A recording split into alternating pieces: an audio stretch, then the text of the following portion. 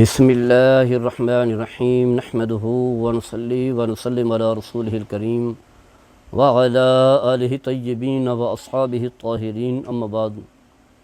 حضرات گرامی، ماہ ذوالحجہ میں پوری دنیا میں مسلمان ایسے اعمال صالح سر انجام دے رہے ہیں جن کے بانی سیدنا حضرت ابراہیم خلیل اللہ ہیں۔ یعنی یوں سمجھ لیں کہ حاجی جو حج کرنے کے لیے جاتا ہے تو حج کے لیے جس ہستی نے لوگوں کو بلایا وہ ابراہیم خلیل اللہ ہیں، اگرچہ حکم اللہ کا تھا۔ حضرت ابراہیم خلیل اللہ اپنے بیٹے حضرت اسماعیل اور اپنی زوجہ محترمہ حضرت ہاجرہ رضی اللہ تعالی عنہا کو ایک ویران بے آباد جگہ جنگل میں چھوڑ کر کے آئے، تو انہوں نے جو ہے پھر اس جنگل کو جو ہے آباد کیا۔ ابراہیم اپنے بیٹے سے ملنے کے لیے جاتے ہیں، پھر وہاں خانہ کعبہ کی تعمیر ہوتی ہے، اگرچہ پہلے ہی بنایا گیا تھا لیکن اب اس کے نشانات ختم ہو چکے ہیں۔ تو ابراہیم و اسماعیل باپ بیٹا اللہ کے گھر کی تعمیر کرتے ہیں۔ وَإِذْ يَرْفَعُ إِبْرَاهِيمُ الْقَوَاعِدَ مِنَ الْبَيْتِ وَإِسْمَاعِيلُ رَبَّنَا تَقَبَّلْ مِنَّا إِنَّكَ أَنْتَ السَّمِيعُ الْعَلِيمُ۔ اے حبیب صلی اللہ علیہ وسلم، آپ یاد کریں کہ جب ابراہیم و اسماعیل باپ بیٹا خانہ کعبہ کی دیواروں کو کھڑا کر رہے تھے، اس کی تعمیر کر رہے تھے، تو یہی کہا کہ یا اللہ ہماری اس عمل کو جو ہے قبول فرما۔ خانہ کعبہ کی تعمیر ہوتی ہے، پھر اللہ کی طرف سے حکم آتا ہے وَأَذِّنْ فِي النَّاسِ بِالْحَجِّ يَأْتُوكَ رِجَالٌ وَعَلَىٰ كُلِّ ضَامِرٍ يَأْتِينَ مِنْ كُلِّ فَجٍّ عَمِيقٍ لِيَشْهَدُوا مَنَافِعَ لَهُمْ وَيَذْكُرُوا اسْمَ اللَّهِ فِي أَيَّامٍ مَّعْلُومَاتٍ۔ اے ابراہیم، اب لوگوں کو بلائیں۔ تو ابراہیم تھوڑے سے پریشان بھی ہوئے کہ میری آواز تو ویسی مختصر ہے، تو کیسے لوگ آئیں گے؟ تو اللہ نے فرمایا کہ پتھر پر، یعنی جس پتھر پر کھڑے ہو کر کے آپ نے تعمیر کی، یا مختلف جو ہے وہ روایات ہیں، پہاڑ پر کھڑے ہو کر کے لوگوں کو آوازیں دے، لوگوں تک آواز پہنچانا ہمارے ذمہ ہے۔ پھر آپ کی آواز پوری دنیا تک پہنچی، نہ صرف انسانوں تک بلکہ حجر و شجر ہو گئے، جانور ہو گئے، پرندے ہو گئے، سب تک جو ہے حضرت ابراہیم کی آواز پہنچتی ہے۔ اور جو ابھی باپ کے صلب میں تھا، ماں کے رحم میں نہیں آیا، یا باپ کے صلب سے نکل کر ماں کے رحم میں آ چکا ہے، اس تک بھی آواز پہنچی، اور سب نے کہا لبیک اللہم لبیک، ہم حاضر ہیں، بار بار حاضر ہیں، اے اللہ تیرا بلاوا آیا ہے تو ہم حاضر ہیں اور بار بار حاضر ہیں۔ تو اب حاجی جو حج کرنے کے لیے جاتا ہے، یہ نشانی ہے، یہ علامت ہے، یہ عمل ہے جو حضرت ابراہیم علیہ السلام کی یاد دلاتا ہے۔ پھر یہی صفا مروہ کی سعی ہے۔ ان کی اہلیہ حضرت ہاجرہ جب بیٹے کے لیے پانی تلاش کرنے کے لیے نکلی تو کبھی کسی پہاڑی پر جاتے، کبھی کسی پر، کبھی صفا کبھی مروہ، تو یہ بھی اسی کی یاد دلاتی ہے۔ پھر جمرات ہیں، شیطان کو جو پتھر مارے جاتے ہیں، چاہے وہ چھوٹا پتھر ہے، درمیانہ ہے یا کبرا ہے، یہ بھی حضرت ابراہیم کا عمل ہے کہ جب آپ بیٹے کو ذبح کرنے کے لیے گھر سے نکلے تو شیطان آیا اس نیکی سے روکنے کے لیے، تو آپ نے جمرات پتھر مارے۔ یہ عمل بھی جو ہے ان کی یاد دہانی جو ہے وہ ذکر یاد دہانی دلاتا ہے۔ تو آج ہم حضرت ابراہیم خلیل اللہ کا تذکرہ کریں گے۔ یہ بات یاد رکھیں کہ قرآن مجید فرقان حمید جو اللہ کی آخری کتاب ہے، لا ریب کتاب ہے، اس میں بہت سارے ایسے انبیاء کرام کا تذکرہ ہے جو حضرت ابراہیم علیہ السلام کی نسل سے ہیں، یہاں تک کہ میرے آقا صلی اللہ تعالیٰ علیہ وسلم امام الانبیاء بھی ابراہیم کی نسل سے ہیں، اس لیے آپ کو ابراہیم خلیل اللہ کو جد انبیاء کہا جاتا ہے۔ آپ جس علاقے میں آئے، جس قوم کے پاس آئے، وہ سارے بت پرست تھے، بتوں کے پجاری، بلکہ بت بنایا کرتے تھے، ان کی خرید و فروخت کیا کرتے تھے۔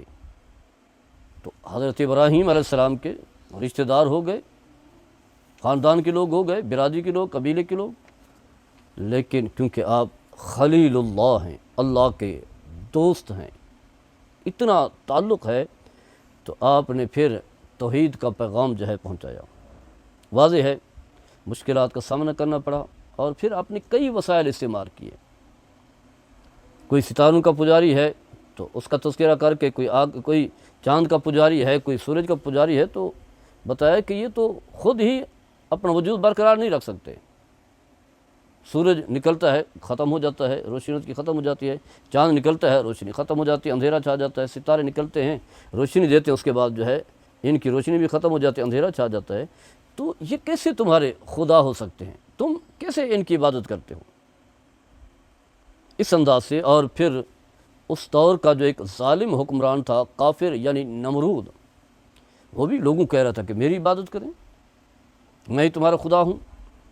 تو حضرت ابراہیم اس سے مناظرہ کرتے ہیں، اور واضح ہے آپ حق پر تھے، سچائی پر تھے، اسی وجہ سے آپ جو ہے وہ مناظرہ جیت جاتے ہیں۔ اور قرآن میں یہاں تک کہا گیا فَبُوحِتَ الَّذِي كَفَرَ وَاللَّهُ لَا يَهْدِي الْقَوْمَ الظَّالِمِينَ، فرمایا جو کافر تھا وہ حواس باختہ ہو گیا، دلیل ہی نہیں بن رہی تھی۔ جب انہوں نے کہا کہ میرا رب جو ہے، ابراہیم خلیل اللہ نے کہا میرا رب جو ہے مشرق سے سورج طلوع کرتا ہے تو مغرب سے کر کے دکھاؤ، تو فَبُوحِتَ الَّذِي كَفَرَ، کہاں اس کے اندر جو ہے اتنی ہمت اور جرأت۔ تو الغرض خوب آپ نے محنت کی بت پرستی کے خلاف، یہاں تک کہ ان کے بتوں کو جو ہے ایک ایک کر کے توڑا، بلکہ جو ہے سب کا جو ہے ستیہ ناش کر دیا۔ پھر آپ کو جو ہے آگے نمرود میں بھی ڈالا گیا، خیر کیونکہ اللہ کے دین کا کام کر رہے تھے، اللہ کی توحید کا پیغام جو ہے وہ عام کر رہے تھے، جس کی وجہ سے جو ہے وہ آگ نے آپ کو نقصان نہیں پہنچایا۔ تو اللہ تبارک و تعالیٰ قرآن مجید میں یہی ارشاد فرماتا ہے ثم اوحینا الیک ان اتبع ملۃ ابراہیم حنیفا وما کان من المشرکین، پھر ہم نے آپ کی طرف وحی کی اے محمد صلی اللہ علیہ وسلم کہ ابراہیم کی پیروی کریں، کیونکہ وہ سیدھی راہ پر ہیں اور وہ شرک کرنے والے نہیں ہیں۔ اس کے علاوہ جو ہے بہت ساری قرآنی آیات ہیں جو حضرت ابراہیم علیہ السلام کی اہمیت کو جو ہے وہ بیان کرتے ہیں۔ ایک سورت کا نام تو سورہ ابراہیم ہے، اس کا نام ہی ابراہیم ہے، اور بکثرت صورتیں ہیں جس میں حضرت ابراہیم علیہ السلام کا کہیں تفصیلی واقعہ بیان ہوا ہے، کہیں اجمالاً جو ہے وہ تذکرہ ہوا ہے۔ آپ کے بارے میں آتا ہے کہ جو ہے ابراہیم جو ہے بابل کا ایک مقام ہے، وہاں پر جو ہے آپ پیدا ہوئے،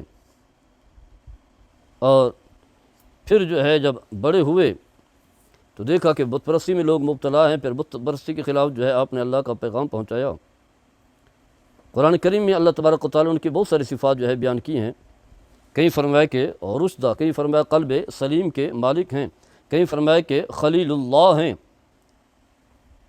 کہیں خلیل اللہ فرمایا اللہ تعالیٰ نے، اور کہیں فرمایا صدیقہ نبیہ، وَاذْكُرْ فِي كِتَابِ إِبْرَاهِيمَ إِنَّهُ كَانَ صِدِّيقًا نَبِيًّا اِذْ قَالَ لِأَبِيهِ يَا أَبَتِ لِمَ تَعْبُدُ مَا لَا يَسْمَعُ وَلَا يُبْصِرُ۔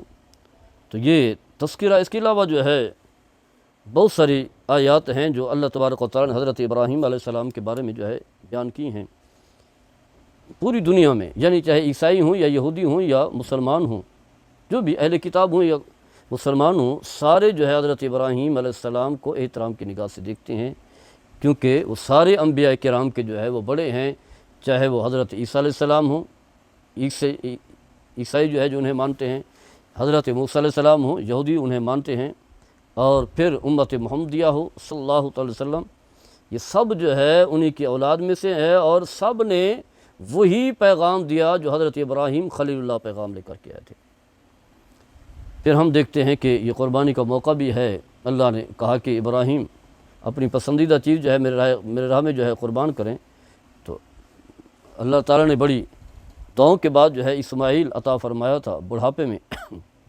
بعض اللہ کا حکم ہے، نبی اور رسول ہیں، خلیل ہیں، اللہ کے چنے ہوئے محبوب ہیں، تو پھر وہ تو بڑے شوق سے قربانی کرنے کے لیے تیار ہو گئے، بیٹے کو لے کر کے آئے، شیطان رکاوٹ بنا تو آپ نے پتھر مارے، جمرات کا کام اسی وجہ سے ہوتا ہے، رکاوٹ بننا چاہ تو آپ نے اسے رکاوٹ نہیں بننے دیا۔ بیٹے کی تربیت بھی کی، ماں نے بھی کی، باپ نے بھی کی، حضرت حاجرہ نے بھی کی، ابراہیم خلیل اللہ نے بھی کی، اسماعیل پھر جو ہے اللہ کے نبی کے رسول کے اللہ کے خلیل کے گھر میں پیدا ہوا تو تربیت بھی اس انداز کی تھی۔ تو پھر جب اسے کہا، اسماعیل کو کہا، تو انہوں نے کہا یا ابت افعل ما تؤمر ستجدنی انشاءاللہ من الصابرین، اللہ کی طرف سے جو حکم ہے آپ اسے کر گزرے۔ اور اللہ تبارک و تعالیٰ نے اسماعیل کی بھی بکثرت صفات جو ہے وہ بیان کی ہیں۔ تو حقیقت یہ ہے کہ یہ کیا ہے، اسے کہا جاتا ہے یہ فیضان نظر تھا یا کہ مکتب کی کرامت تھی۔ سکھائے کس نے اسماعیل کو آداب فرزندی۔ یہ جو تربیت ہے اور حکم کی تعمیل ہے، اپنی جان دینے کے لیے تیار ہیں، اپنا حلق جو ہے پیش کر دیا کہ میرے حلق پر جو ہے چھری چلائیں، یہ کسی ادارے سے پڑھ کر کے نہیں آئے تھے کہ یونیورسٹی کے جو سکالر ہیں انہوں نے یہ تربیت نہیں کی تھی، بلکہ یہ ماحول جو ہے وہ گھر میں ملا۔ گھر نیک ہو، صالح ہوں تو اولاد بھی نیک اور صالح بنتی ہے۔ یہ عمل، یہ تقوی، یہ خوف خدا، یہ عبادت و ریاضت جو ہے یہ کسی اداروں سے، کالج یونیورسٹیوں سے، بڑے بڑے جو ہے انسٹیٹیوٹ سے نہیں ملتا، بلکہ یہ ساری چیزیں گھر میں ملتی ہیں۔ تو حضرت ابراہیم بڑے اللہ کے عظیم رسول تھے، عظیم نبی تھے، اللہ کے محبوب تھے، اللہ کے خلیل تھے۔ تو یہ ساری چیزیں جو ہے قربانی بھی ان کا سلسلہ ہے جو انہوں نے شروع کیا، وہی ہم بھی قربانی کرتے ہیں، باقی بہت سارے اعمال ہیں۔ اللہ تعالی ہم سب کو حضرت ابراہیم خلیل اللہ کے نقش قدم پر چلنے کی توفیق عطا فرمائے۔ وما علیہ الا البلاغ المبین۔